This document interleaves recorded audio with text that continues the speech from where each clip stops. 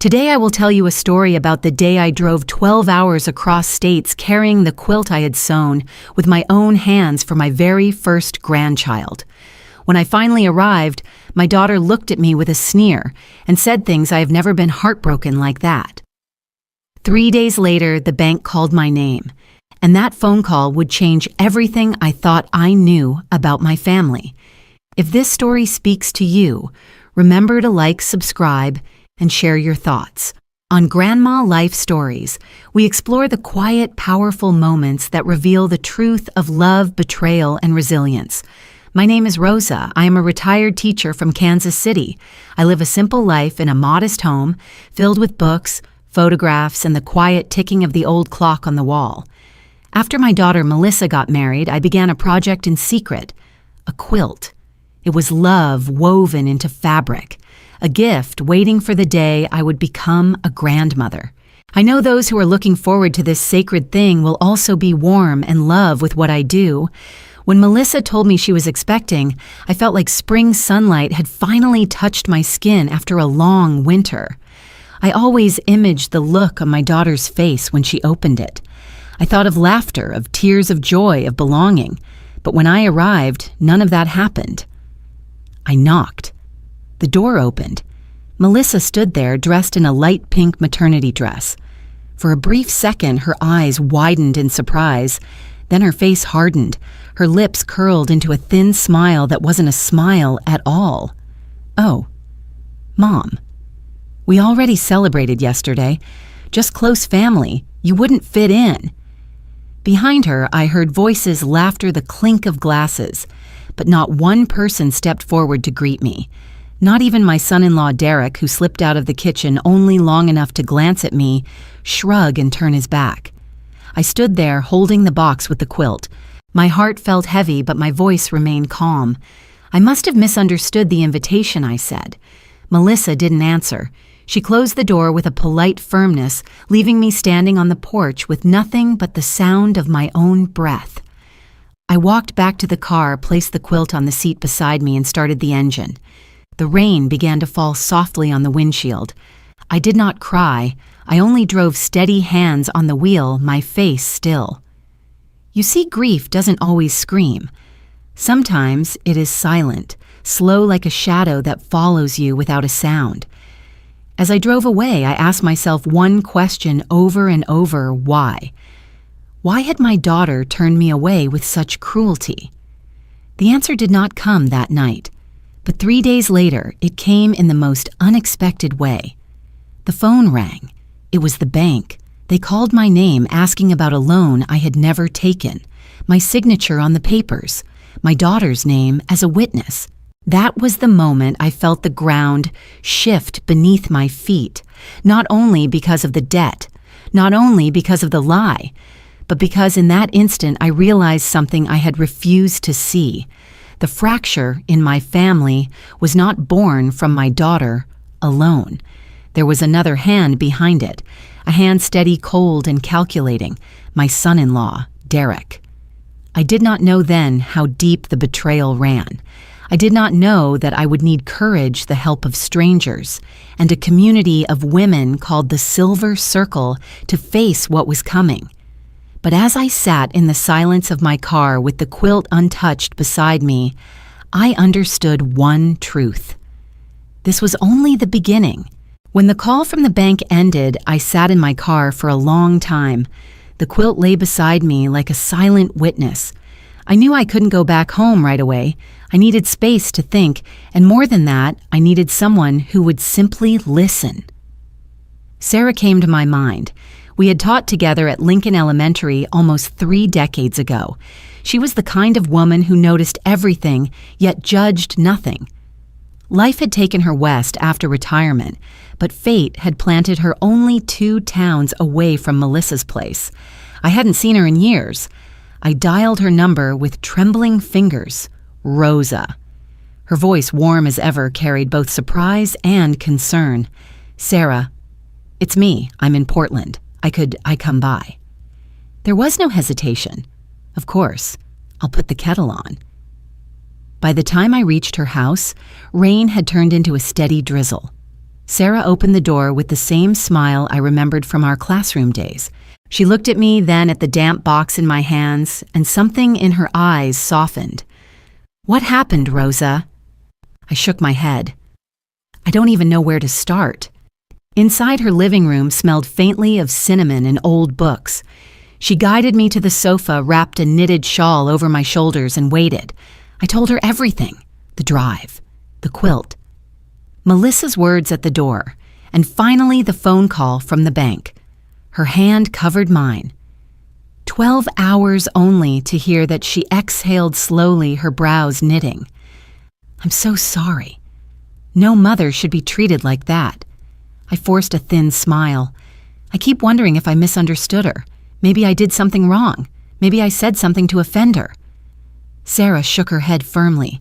"No, don't carry that blame. Something else is going on here. I can feel it." For the first time since I left Melissa's porch, I allowed my voice to crack. She told me I wouldn't fit in, my own daughter. Sarah's eyes glistened. "Then stay here, as long as you need. You won't face this alone." I nodded, grateful but silent. That night, I set the quilt box on the floor by the guest bed. I couldn't bring myself to open it. The stitches inside felt heavier than bricks. The next morning, over coffee, Sarah leaned forward. "Rosa, you said the bank called about a loan in your name?" Her lips tightened. "That's strange. Because a few months ago, I went into the bank downtown to sort out a certificate of deposit, and you won't believe who I saw there." My chest tightened. "Who, Derek?" The name cut through the room like glass. She continued, lowering her voice. He was standing at the counter, talking fast, papers in his hand.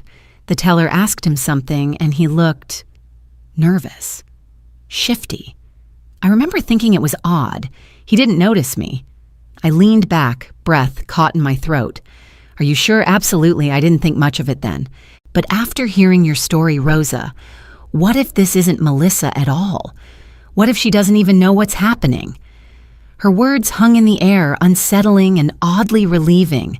A seed of doubt planted itself in my mind. Could it be that Melissa wasn't cruel, just blind to what her husband was doing? Later that afternoon, as I unpacked a few things from my suitcase, I found something wedged between folded sweaters. A thick envelope, bank stationery printed across the corner, my name written in black ink, but I had never put it there. Hands trembling, I brought it to the table. "Sarah, look at this." She leaned closer. "Where did you get it?" "It was in my bag. I didn't pack it. Someone slipped it in." I turned it over, staring at the sealed flap. My instinct screamed at me not to open it just yet. Evidence once disturbed could vanish. Sarah whispered, "This doesn't feel right. If Derek has forged something, we can't let it disappear." I pressed the envelope flat against the table, heart pounding. In that moment, the confusion of the past days shifted into something sharper: fear, suspicion, and the faint outline of resolve. Sarah touched my arm. Maybe Melissa doesn't even know what's going on. Her words settled deep, a possibility I hadn't dared to consider. Perhaps my daughter wasn't my enemy after all. The quilt still lay in its box by the guest bed untouched, but now next to it, an envelope waited. And with it, a path I hadn't expected, one that could either break or save what remained of my family. Let me tell you what happened. It was 3 days after I arrived at Sarah's house when the call came. I had just poured myself a cup of tea, the steam curling upward like a fragile veil, when my cell phone buzzed on the counter. "Mrs. Rosa Marshall." "Yes, this is she. This is Henry Cole from Wells Fargo Bank. I'm calling regarding your loan account." I frowned. "My what your loan account, ma'am?" "The $75,000 line of credit issued under your name." My grip on the phone tightened. There must be some mistake. "I have no such account." The man's tone sharpened, professional but unyielding. "Ma'am, our records clearly indicate the loan was opened 2 months ago. Payments are already overdue. We have your signature on file." The room tilted slightly. I set the cup down with a trembling hand, liquid spilling over the rim. I never signed anything. I never borrowed a cent. I live on a teacher's pension and Social Security. How would I possibly need $75,000? He hesitated. Would you like to come to the branch and review the documents in person? I swallowed hard. Yes. Yes, I would. When I hung up, Sarah was watching me, her face pale. What was that? They say I borrowed $75,000? Her eyes widened. Rosa? No. Yes. My voice cracked. And they claim they have my signature. Sarah grabbed her keys. We're going, right now. The branch was sterile, gleaming too bright. Sarah's hand never left my shoulder. A receptionist led us into a glass-walled office where a man in a gray suit waited. Mrs. Marshall, he said smoothly, I'm Henry Cole. Please sit. He opened a folder, slid papers toward me. Here is the contract. Your signature appears on page 6. I looked down and my breath caught. There it was, my name curling in the same loops I'd practiced as a girl. Identical. That's not me, I whispered. Cole tapped the witness line, and here Melissa Marshall. She signed as a witness. The room spun. Melissa. My daughter. Sarah's chair screeched as she leaned forward. Are you sure this must be wrong? Rosa was in Nebraska in March. I spoke to her every day. Cole adjusted his glasses. The notary verified her identity. Unless you're claiming fraud, I am. My voice rose. That is not my signature. Cole closed the folder carefully. Ma'am, the bank takes forgery seriously. But we also stand by our procedures. Unless you have proof otherwise, the responsibility is yours. Outside, I felt the sun scorch my skin. My knees trembled. Sarah, she signed it. Melissa. Why would she? Sarah shook her head. Don't jump to conclusions. Derek. This reeks of him. But her handwriting steady, deliberate. My chest ached, not like someone forced. Maybe she didn't know what she was signing. I clutched my bag and suddenly remembered the envelope I had found tucked in my suitcase. Still sealed, its weight seemed heavier now. Someone wanted me trapped. 2 days later, Sarah drove me to a legal aid office downtown. The attorney, Linda Cho, was sharp-eyed direct. She spread the papers across her desk, tapping the signature with a pen. It's convincing, she said. If I didn't know, I'd say, genuine. It isn't, I insisted. Then you need evidence, surveillance footage from that date. Did you withdraw $75,000 number? Linda sighed. The account shows transfers. Whoever did this funneled it out immediately, likely to another bank. Sarah asked, and Melissa's signature. That's the problem, Linda replied. A family witness makes it near bulletproof. Unless what? I leaned forward. Unless we prove Melissa was deceived too. If she signed without understanding or Derek tricked her. But if she knowingly signed... Linda hesitated. Then you're up against both your daughter and her husband. I swallowed. I don't want to destroy her. Then decide how far you're willing to go. Sometimes justice costs family. The next morning, I called Melissa. My voice was steady, though inside I was unraveling. Melissa, it's Mom. We need to talk. Her voice was cool, clipped.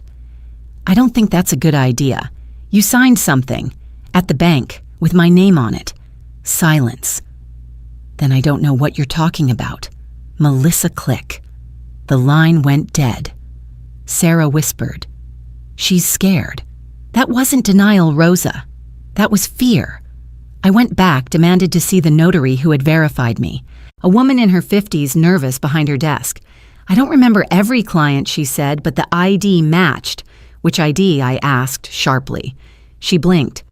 Driver's license, Nebraska. Photo signature. I pulled out my real license. Did she look like this? Her face paled.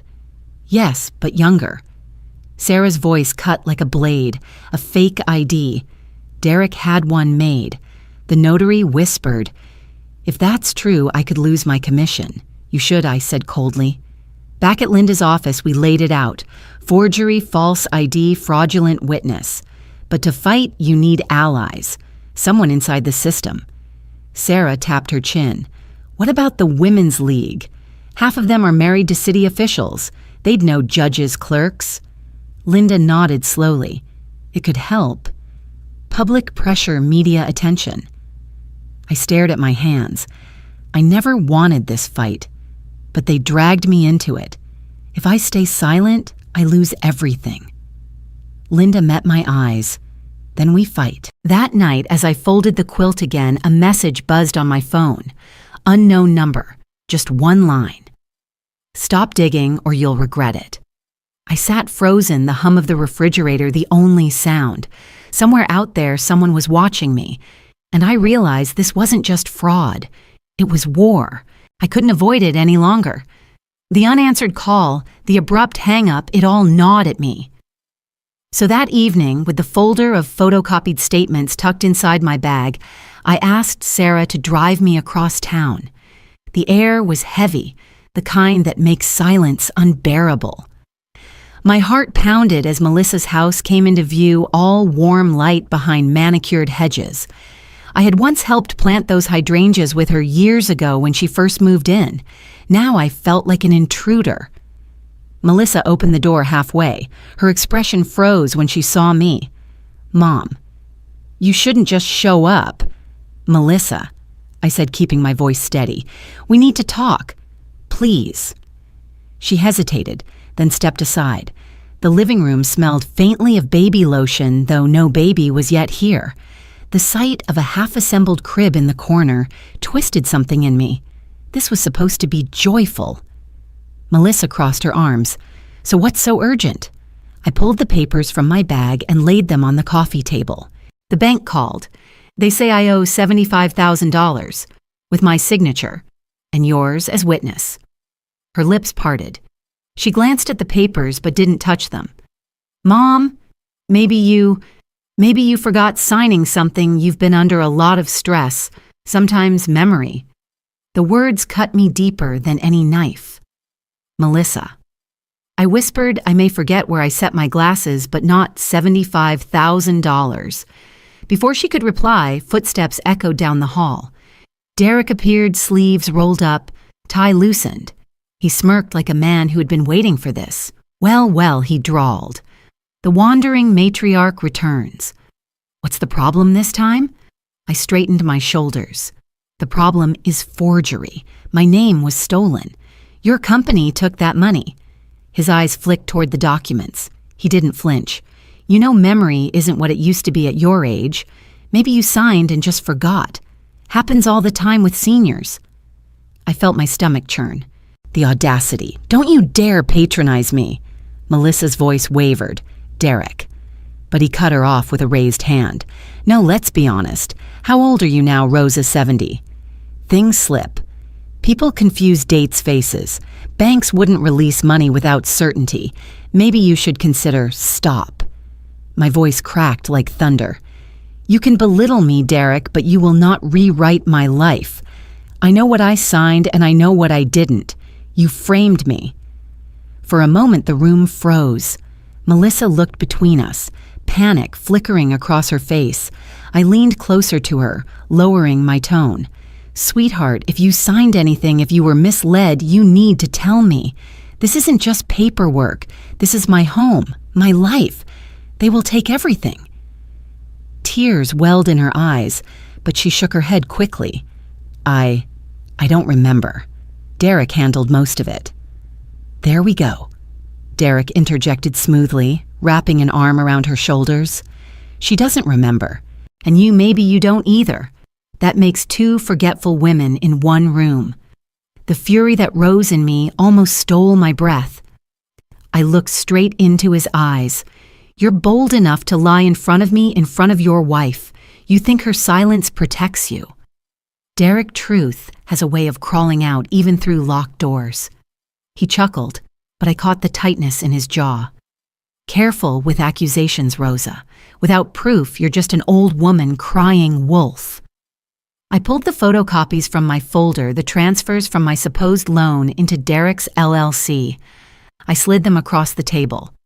Proof enough.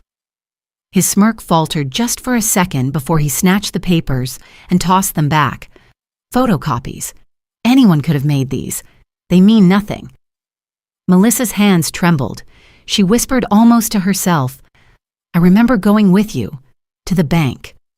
You said it was routine, just confirming Mom's information." Derek's glare snapped to her.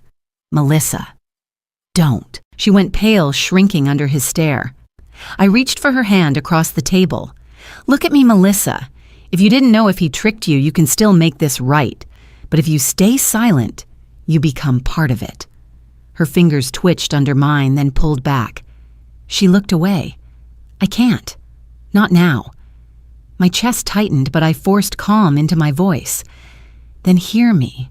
I will not let this stand. You may be my daughter, but I will fight this until the truth burns through every lie." Derek leaned in close, his breath sharp with arrogance. "Fight all you want. Courts believe documents. Banks believe signatures. And you're just a grandmother with shaky hands and no allies. Nobody listens to your kind anymore." I stood, my spine rigid. "You're wrong. People listen when the story is true. And mine is." Melissa whispered, "Mom, please don't make this worse." I looked at her one last time, memorizing the fear etched into her face, then turned to Derek.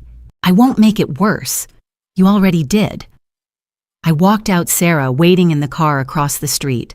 My hands shook as I closed the door, but my voice was steady when I said, "He thinks age makes me weak.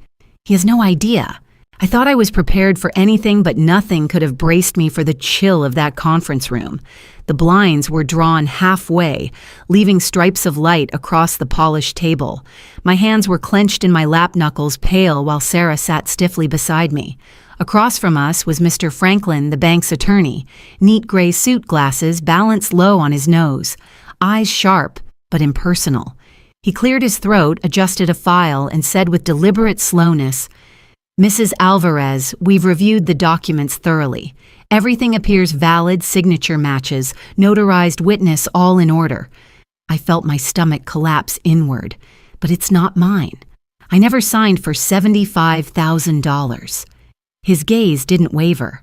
"The signature is indistinguishable from yours. Our handwriting experts confirmed.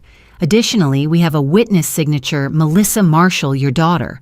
She was present. The name struck like a hammer. My own daughter. She must have been deceived," I whispered. He folded his hands, tone detached. "We have no reason to believe she was. Legally, this is solid.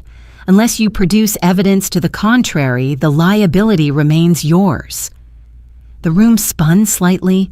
I gripped the edge of the chair, the weight of humiliation pressing down. My daughter's name next to mine tethered me to debt I never created. Sarah leaned forward, her voice sharp. "You're saying an elderly woman who has no history of borrowing such a sum suddenly takes out a massive loan, and your conclusion is simply, it checks out. That doesn't strike you as suspicious." Mr. Franklin adjusted his glasses. "Suspicion isn't evidence. Our responsibility is to honor the documentation on record." I heard my own voice break. "They're going to take my house, aren't they?" He didn't flinch. "If payments aren't made, foreclosure is the standard procedure, unless the debt is repaid or resolved." I lowered my head, heat stinging behind my eyes. For a moment I wanted to give up. What was left of my dignity had been shredded first by my daughter's betrayal, now by a system that saw me as a weak, aging signature on a page. Sarah touched my arm, grounding me. "Rosa," she murmured. I shook my head. Maybe Derek's right. Maybe I should stop. Maybe I don't have the strength to fight all this. The silence stretched, broken only by the faint tick of the clock. Mr. Franklin closed the file as though the matter was already sealed. That's when Sarah spoke low but fierce. "That's what they count on. Men like him. Institutions like this. They count on women like us giving up. Rosa don't hand him victory by surrendering." I looked at her, my throat raw. "But every door is shutting. What can I even do?" She squeezed my hand hard. "Then we find another door. We look harder. We make noise. If the law doesn't listen to whispers, we shout." Mr. Franklin exhaled as though tired of our defiance. You're free to pursue independent counsel, but as far as the bank is concerned, the case is closed. Payment schedules will begin in 30 days. I felt the words settle like lead. Case closed. My life reduced to ledger lines. Sarah stood abruptly. Then this meeting is over. Rosa, come on. I followed her out, though my legs felt hollow. The hallway seemed too long, each step an echo of defeat. By the time we reached the parking lot, I broke. Tears spilled unbidden, and I pressed my sleeve to my face. Sarah, I can't, I whispered. He's too strong. He has papers, signatures, lawyers. And me, I have nothing but my word. Who would believe me over them? Sarah turned to me sharply. Me. I believe you. And if I do, others can too. Don't you see? That's what terrifies Derek, that someone will start listening. I let out a broken laugh. Listening doesn't erase debt. Her eyes glinted with fire. No, but truth can. We just haven't found the right crack in his armor yet. Think about it. Melissa hesitated. Remember? She almost admitted something. That's leverage. That's human. Derek may hold papers, but we know he forced her hand. I wiped my face, my chest still aching. She won't stand against him. She's too afraid. Then we find a way to give her courage, or we find proof that doesn't depend on her. The drive back to her house was quiet. I stared out the window, replaying every detail, every word Derek had thrown at me, forgetful, old, irrelevant. I had almost believed him. When we parked, Sarah turned off the engine and faced me. Rosa, listen. You raised students for 30 years. You taught kids who thought they were worthless to read to believe they mattered. You can't tell me that same woman doesn't have fight left in her. Her words struck deep. I remembered those children, their hesitant voices, the way their eyes lit up when they finally understood a sentence. I had fought for them. Couldn't I fight for myself, too? I took a long, shaky breath. He wants me broken. He wants me silent. Maybe I can't win, but I can't let him see me crawl. That's the spirit, Sarah said firmly. And trust me, Rosa, he's not invincible. Everyone leaves traces. We'll find his. I nodded slowly, the bitterness still raw, but tempered by a flicker of resolve. For now, I had stumbled, nearly surrendered. But the game wasn't finished. I returned to the bank 2 days later, not because I wanted to, but because the weight of defeat hadn't let me sleep. Sarah urged me to rest, but I couldn't. Something inside whispered, "You missed something. Go back." The lobby hummed with quiet voices and footsteps on marble. I went to the counter, my chest tight, and asked to see the loan file again. The teller gave me a polite but tired look, then passed me to a younger employee, no older than 25. She had her hair in a tight bun, a badge that read, Anna Martinez. "Mrs. Sarah," she asked softly. Yes, I nodded, clutching my purse.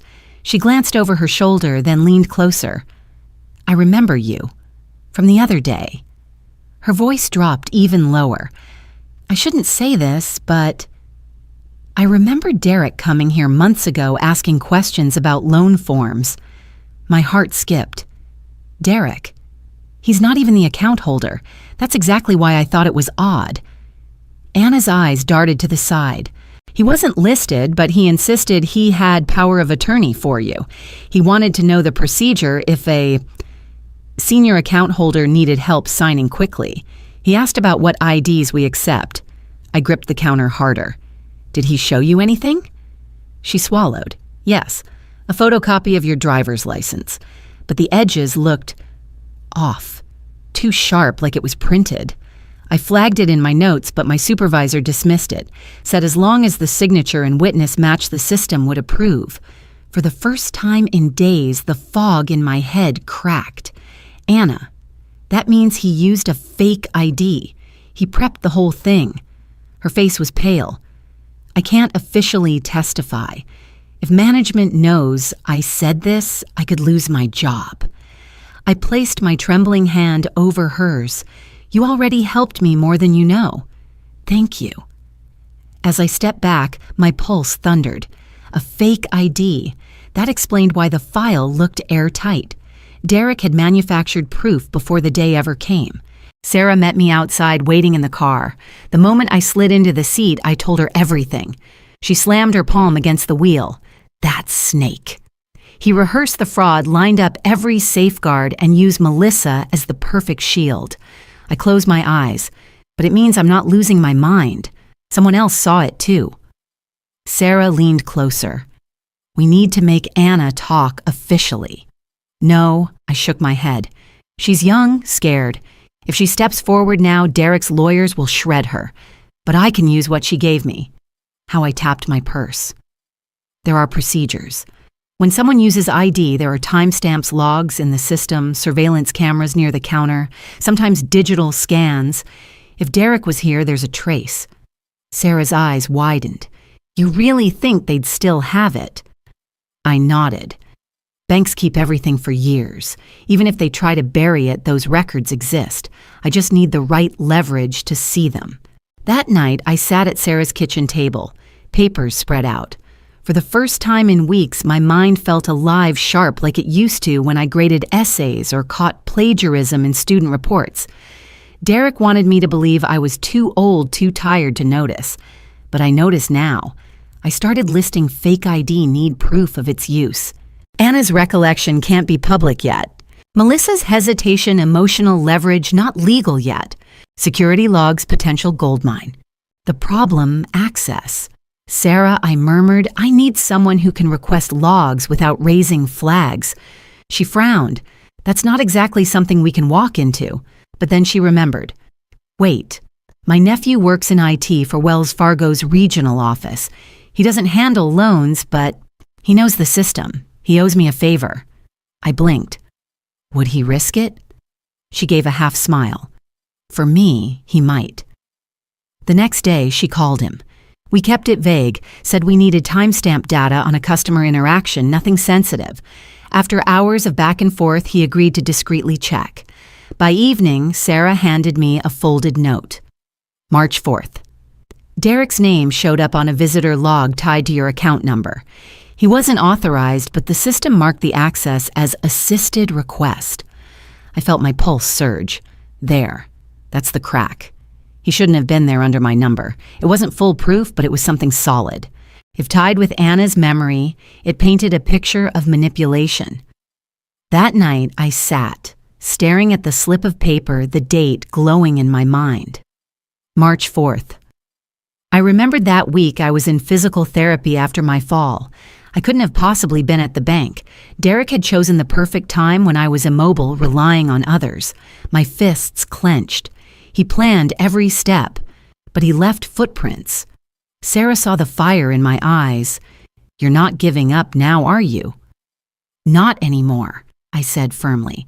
He thinks old age means blindness, but I see him now. For the first time since this nightmare began, hope trickled in, not bright, not triumphant, but steady. Still, when I lay in bed later, I felt the weight of solitude. No lawyer yet, no official witness ready to stand. Just me, Sarah, and a thread of truth. But sometimes I thought threads are enough to weave a net. Sarah drove me across town on a rainy Thursday evening. The windshield wipers thumped in steady rhythm, almost like a heartbeat. I sat in silence, staring at the blur of lights. My chest felt heavy, half with dread, half with something I hadn't dared to name anticipation. When we parked outside a modest community center, I frowned. Sarah, what is this place? She smiled faintly. Trust me. Just come inside. The moment we stepped through the doors, warmth wrapped around me, not from the heaters, but from the sound of women's voices. Laughter, murmurs, the soft clink of coffee cups. A circle of gray-haired women sat in folding chairs, some with scarves draped over their shoulders, others with notebooks open. They looked ordinary grandmothers, widows, retirees, yet there was something in their eyes, steel behind kindness. Sarah whispered, "Welcome to the Silver Circle." One woman, tall and elegant in a burgundy coat, approached me. "You must be Rosa." "I'm Evelyn." She extended her hand. Her grip was firm, not tentative. Sarah told us a bit about you. I hesitated.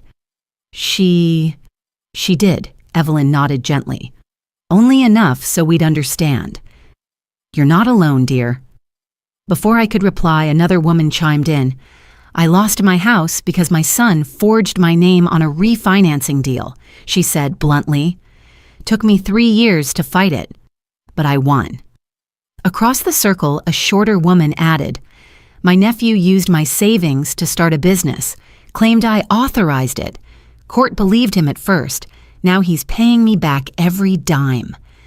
Their words stunned me. Each story mirrored mine, different faces, same betrayal. Evelyn gestured for me to sit. This group exists because we were all told to be quiet, to forgive, to accept humiliation because we're mothers, grandmothers. But here we fight. I sank into a chair. For weeks I had felt isolated, like my pain was a bizarre nightmare no one could understand. But hearing them, I realized I was part of a larger pattern one Derek had counted on. I don't even know where to start, I confessed, my voice cracking. The bank has papers. My daughter, she signed as a witness. Everyone says I'm imagining things. The women leaned closer. Not a single one dismissed me. Evelyn raised a hand. Let's break it down. First, the bank papers. They're not holy scripture. If a signature was obtained under false pretenses or with a fake ID involved, it can be challenged. Did you gather any evidence? I swallowed. Yes. A young teller, Anna. She remembered Derek asking questions months before. She noticed a fake ID copy, and I found a log entry showing he accessed my account on March 4th. I was in physical therapy that day. Murmurs rippled around the circle. One woman scribbled in her notebook, "That's not just suspicion, that's a trail." Another leaned forward. "We have a lawyer, Patricia. She specializes in elder financial abuse. Judges respect her. We can connect you." Hope flickered in my chest, but doubt chased it quickly. Even if I get a lawyer, Melissa, my own daughter, stood as witness. How can I fight against that? The circle fell silent for a moment. Then Evelyn spoke quietly. Blood doesn't excuse betrayal. Sometimes family hurts us most, but truth doesn't vanish just because it's uncomfortable. You need to separate love from law. Tears stung my eyes. For so long, I'd begged Melissa to see me, to protect me. Now here were strangers telling me what I couldn't admit. Sarah squeezed my hand. Listen to them, Grandma. They've walked this road. A woman named Marjorie raised her cup. You want to know what kept me going? A phrase we repeat here. They count on our silence. We answer with persistence. The circle echoed softly like a prayer. Persistence. I whispered it too, my throat tight. For the next hour, they shared strategies. How to document every conversation. How to demand surveillance footage preservation before it's deleted. Which nonprofits provided expert witnesses on handwriting fraud. How to petition the state attorney general's office when banks dragged their feet. Every word was like a lantern in the darkness. I scribbled furiously, my hand aching, but I didn't care. At one point, Evelyn leaned closer.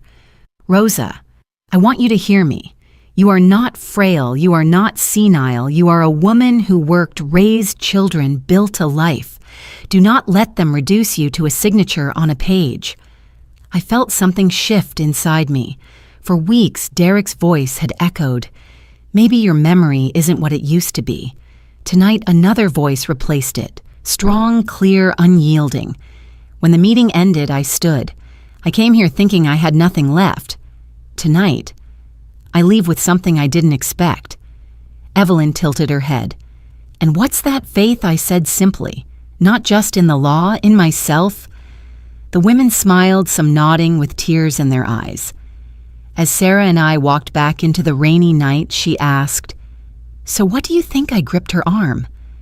I think Derek has no idea what's coming. For the first time, the weight on my chest eased. I wasn't just Rosa, the grandmother under siege.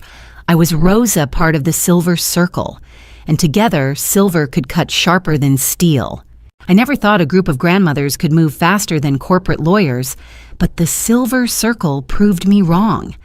Within days, Evelyn had tapped into her network, retired clerks, cousins working in legal offices, even an old friend still employed at the bank's compliance department. They moved with quiet precision, each favor called in like a chess piece sliding into place. Late one afternoon, my phone buzzed. It was Sarah. "Grandma, they found it. You need to come." My pulse kicked up. I grabbed my coat and hurried out, praying this wasn't another dead end. At Evelyn's living room, a laptop glowed on the coffee table. Around it, the women sat in silence, their faces tight with anticipation.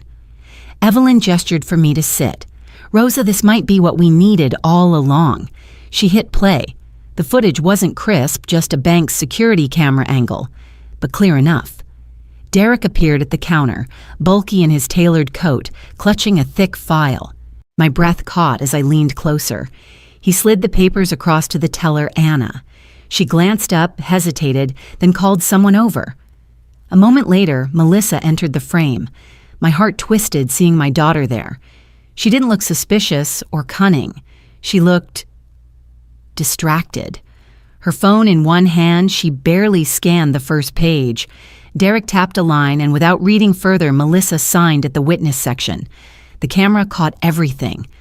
Derek's impatient glance, the way he pressed his palm flat on the papers as if to block her view, and Melissa's hurried scrawl of her name before returning to her phone. I whispered, "She didn't know." Sarah touched my shoulder. "Exactly. He used her just like he used you." The room was silent except for the faint hum of the laptop. I stared at the screen as tears blurred my vision. For weeks I had cursed Melissa in my heart, imagining her complicit. But here she was, careless, yes, but not malicious. She was a pawn in Derek's scheme. Evelyn folded her hands. "This is strong evidence, Rosa, not just forgery, coercion, and manipulation. It shows your daughter never truly witnessed with understanding. That undermines the document's validity." "But will she admit it?" I asked, my voice trembling. Melissa's pride. She'd rather believe Derek than admit she was blind. One of the women, Marjorie, leaned forward. "Sometimes the truth is sharper than pride. You show her this, she can't unsee it." I nodded slowly, though doubt gnawed at me. That night, sleep eluded me. I replayed the footage again and again, each time seeing new details: Melissa's distracted eyes, Derek's calculated movements, Anna's nervous glance.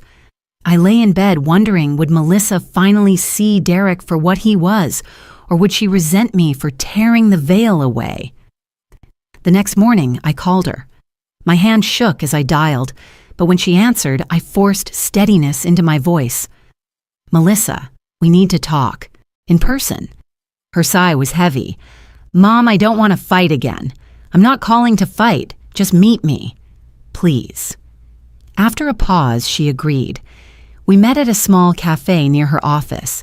She arrived in her crisp blazer, her hair perfectly styled, but the dark circles under her eyes betrayed sleepless nights. I clutched the flash drive in my hand like it was a lifeline. "Melissa," I began softly, "I thought you betrayed me. But now I know Derek betrayed us both." Her brow furrowed. "What are you talking about?" I slid the laptop toward her and pressed play. She watched at first with a blank expression. Then her lips parted slightly, her fingers tightening around her coffee cup. When her own face appeared on screen, distracted signing without reading, color drained from her cheeks. That's me," she whispered. "Yes," I said gently. "You didn't read. You didn't see what you were signing." Derek made sure of it. Her eyes darted to mine, defensive. "I was only there because he said you needed a witness." I thought her voice cracked. "I thought I was helping you." I reached across the table, covering her trembling hand. "I know. I see it now. Melissa, you didn't help me, you helped him. But unknowingly, you're a victim too." Tears welled in her eyes. She pulled her hand back, pressing her fingers against her temples. "All this time, I believed him. He said you were confused, that you'd forgotten. Mom, She broke off, shaking her head. How could I have been so blind? The bitterness in her voice wasn't directed at me this time. It was at herself. I leaned forward. Because you trusted him. Because you loved him. That's what manipulators count on.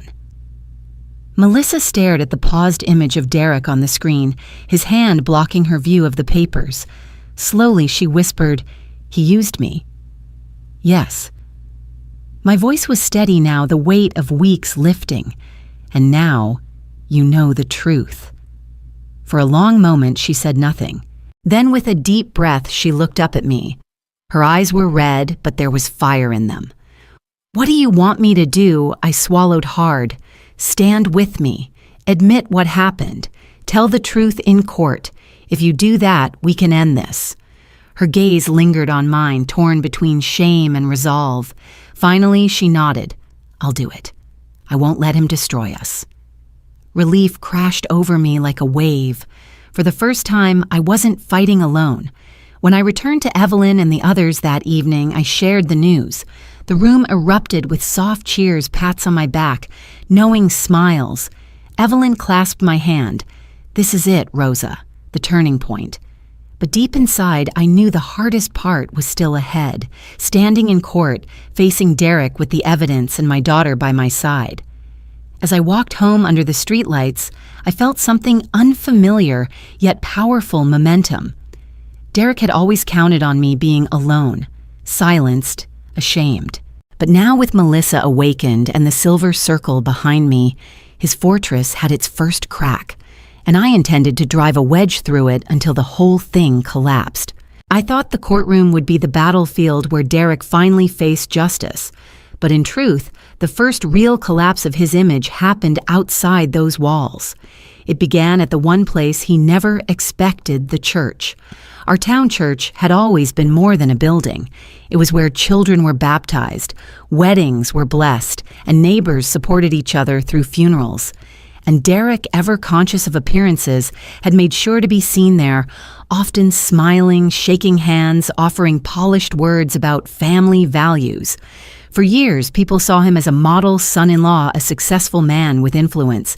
But secrets have a way of spilling, and with the Silver Circle's help, word of Derek's scheme spread discreetly at first, then with gathering force.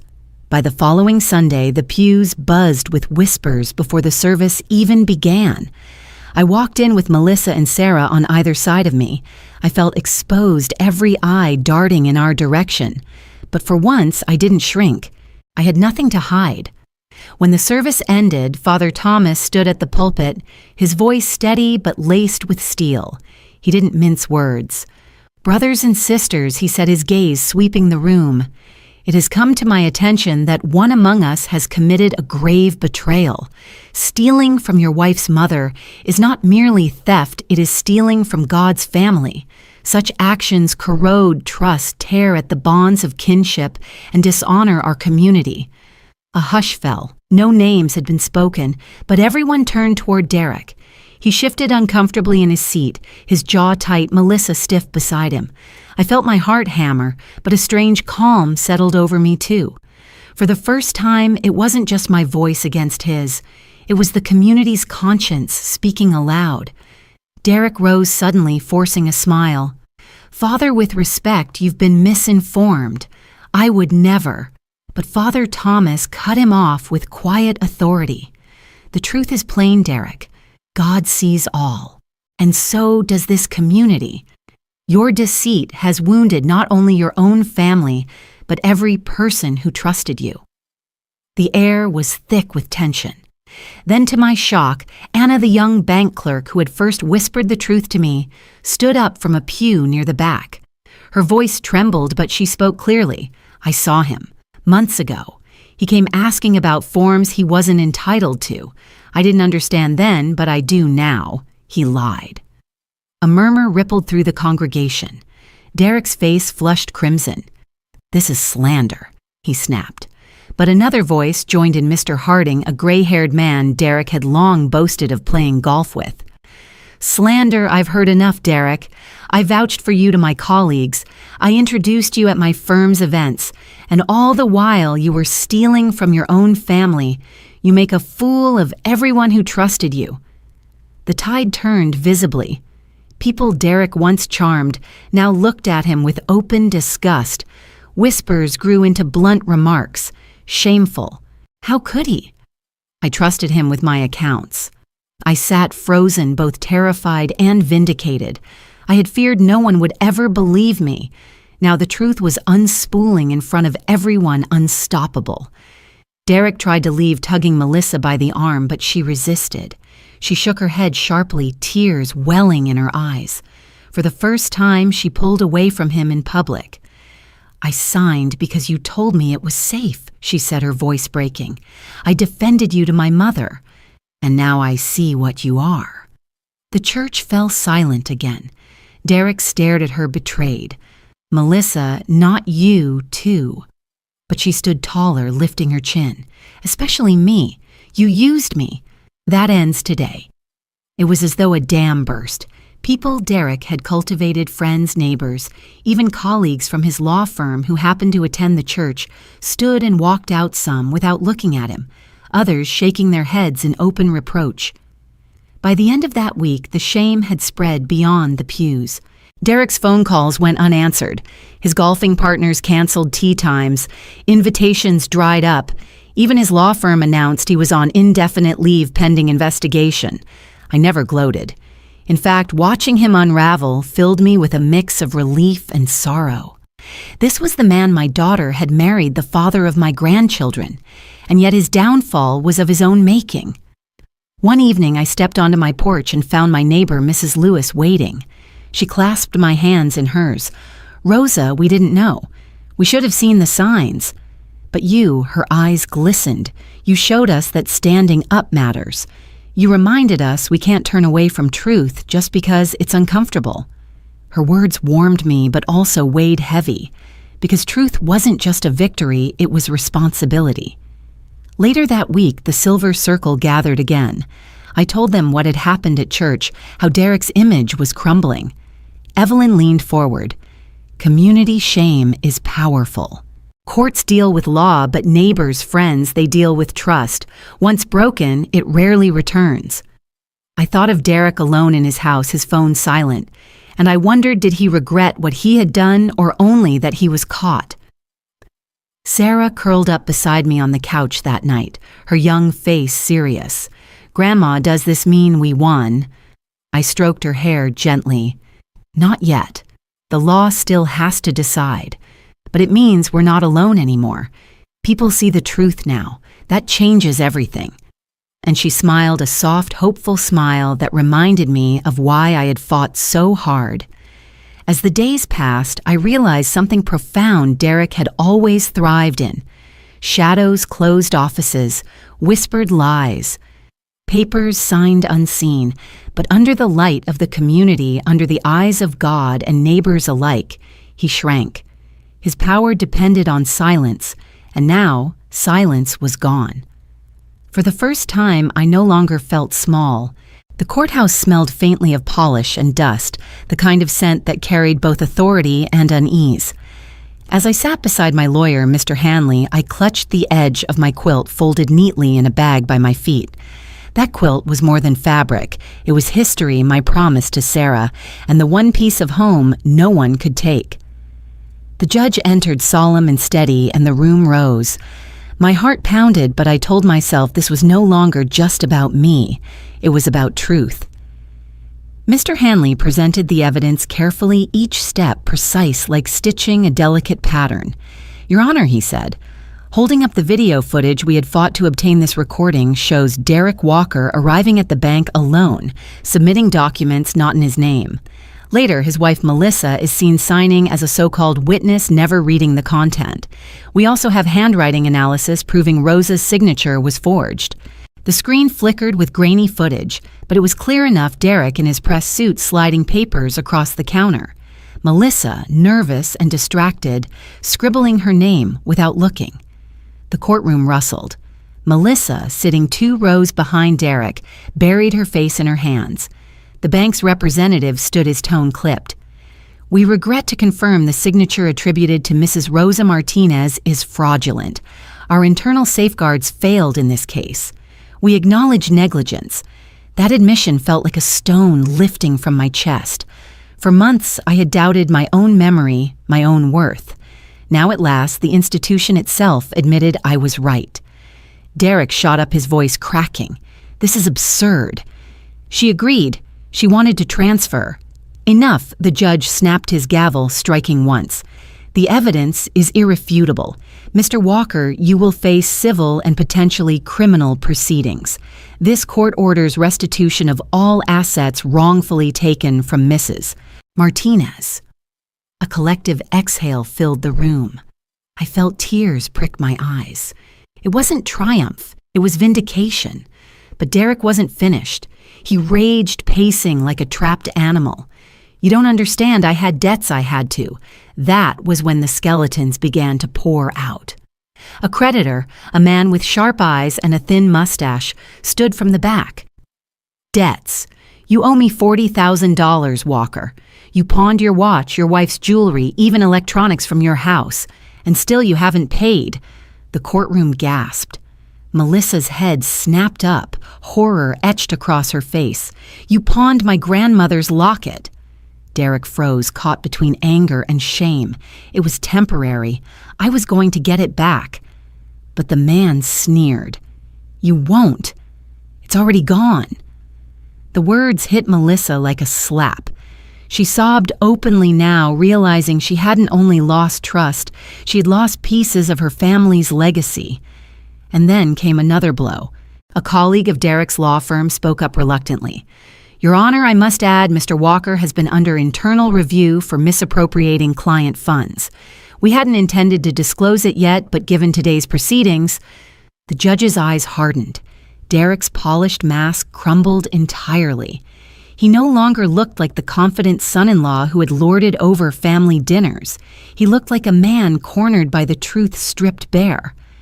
Melissa whispered, broken, all this time. You weren't protecting us. You were destroying us.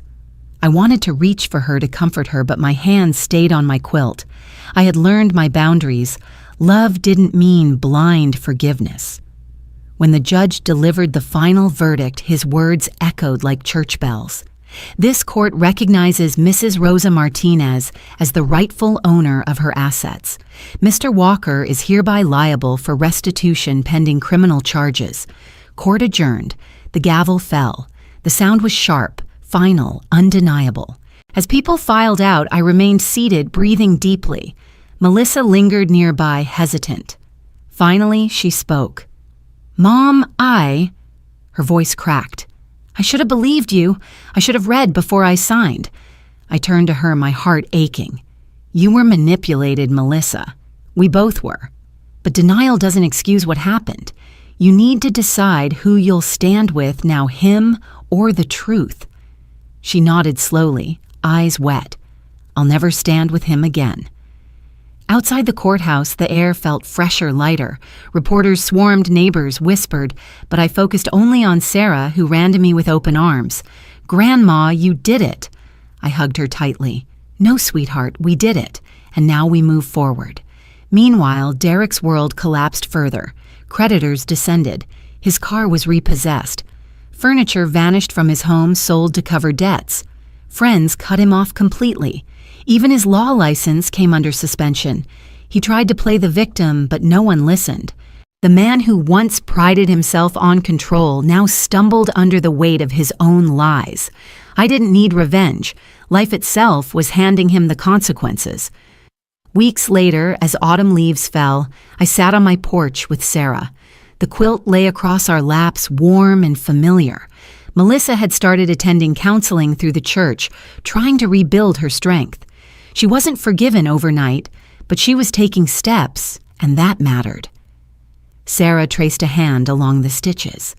So this quilt stays with us, right? Yes, I said firmly.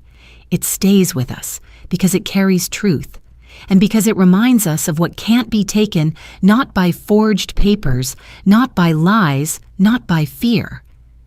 She leaned against me, smiling softly, and for the first time in years, I felt something stronger than anger or grief.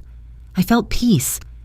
Justice hadn't erased the scars, but it had given me back my voice, my dignity, my place in the world. And as long as I held on to that and to Sarah, I knew I was never truly alone. Derek's punishment came swifter than even I expected. The court found him guilty not only of fraud, but also of multiple counts of financial misappropriation tied to his law practice. He was sentenced to 7 years in state prison, stripped of his license, and ordered to pay restitution he could never realistically cover. His name, once plastered on office doors and gala invitations, now appeared in headlines alongside the word convict. When I first heard the sentence, I didn't feel triumphant. I simply felt the weight of months, years maybe slide off my shoulders. Justice had spoken, and I didn't need to add anything more. Melissa filed for separation soon after. It was painful, messy, but necessary. She admitted to me quietly one evening, "Mom, I should have seen the cracks. I wanted to believe in him so badly that I ignored everything." I squeezed her hand. We all want to believe the best of the ones we love. The important part is you're free now. Weeks later, the world around me began to feel gentler. My garden bloomed again, and I had mornings where coffee tasted rich instead of bitter. Sarah spent more time with me, her laughter echoing in my living room, filling spaces that had been silent too long. But the moment that stayed, etched deepest, was when I stood before my friends at the Silver Circle. The Silver Circle was our local seniors group, a place where widows, retirees, and old friends gathered twice a month in the church hall. That night, the folding chairs were full. I saw faces that had prayed for me, people who had sent casseroles when the court hearings drained me, neighbors who had defended me when Derek tried to slander my name. When Father Raymond asked if I wanted to speak, I rose slowly, the quilt folded over my arm. My heart beat fast, but I told myself to speak simply. They tried to steal my name. I began my voice clear, though my throat was tight. They thought a forged paper could erase me. But I learned something. Our true inheritance isn't money. It isn't houses or accounts. It's dignity, and dignity cannot be forged. The room grew quiet. Some people nodded, others wiped their eyes. I went on. When your old people think you're easy to trick, they think you forget that you'll stay silent, but we aren't invisible. And when we stand together, even lies can't last. An old friend of mine, Clara, spoke up from the second row. "You gave us courage, Rosa. You didn't let them silence you." I shook my head softly. "No, Clara. I just remembered something my mother once said. If you let someone steal your dignity, they'll steal your soul next." I wasn't ready to let that happen. Not for me and not for Sarah. Sarah, sitting beside me, squeezed my hand. "Grandma, you're the bravest person I know." Laughter and tears mingled in the room. It wasn't a rallying cry, not some grand declaration. It was family community, a circle of silver-haired fighters who knew that even when the world tried to forget them, they still mattered. After the meeting, people lingered. They shared their own stories about sons who borrowed money and never repaid, about neighbors who tried to cheat them on property lines, about being dismissed in doctors' offices. I realized my story wasn't just mine. It was ours. As the weeks rolled on, life began to weave itself into a new pattern. Melissa moved into a smaller house, humble but hers. She started working part-time at the library, a place she said made her feel safe with books that never lie. We weren't best friends overnight, but we began talking, really talking for the first time in years. One afternoon, she came over with a tentative smile. "Mom, I'm expecting again." My breath caught. A baby, a chance for healing. When her daughter was born, they placed that tiny bundle in my arms. The quilt lay over my shoulders, heavy with history, and the baby's warmth seeped into me like sunlight. I looked at her tiny fingers curling against my skin. All the betrayal, the forged signatures, the courtrooms, they seemed small compared to this fragile life. "This," I whispered to Sarah, who watched me closely, "is the real legacy. Not money, not titles. Love, family, the promise that we will protect each other. Sarah nodded, her teenage eyes shining. And dignity, right, Grandma, yes, I said, kissing the newborn's head. Dignity most of all. In that moment, I didn't crave revenge. I didn't need Derek to rot or Melissa to grovel. Justice had already carved its path. What mattered now was the softness of a baby's breath, the reconnection with my daughter, the strength of my community. I carried the baby to the window where sunlight poured in like a blessing. Her eyes fluttered open, and for a second, I thought she looked straight into me as if asking silently, "Will you keep me safe?" "Yes," I whispered again, my voice trembling with promise. "Always." The silver circle continued meeting, and each time I went, someone would ask me to retell the story. I did, but always briefly, always humbly. Because I didn't want to be remembered as the woman who fought a fraud. I wanted to be remembered as the grandmother who held her ground, who taught her family that no paper could measure worth. Sometimes, late at night, I still thought of Derek, of the man who once smiled across my kitchen table, then twisted into someone unrecognizable. I didn't forgive him, not fully, but I also didn't carry him with me anymore. He was a chapter, closed his punishment, written in the record of his own choices. What remained was life. My garden, my laughter with Sarah, my conversations with Melissa, the soft weight of a newborn against my chest. That was the inheritance I chose to pass on.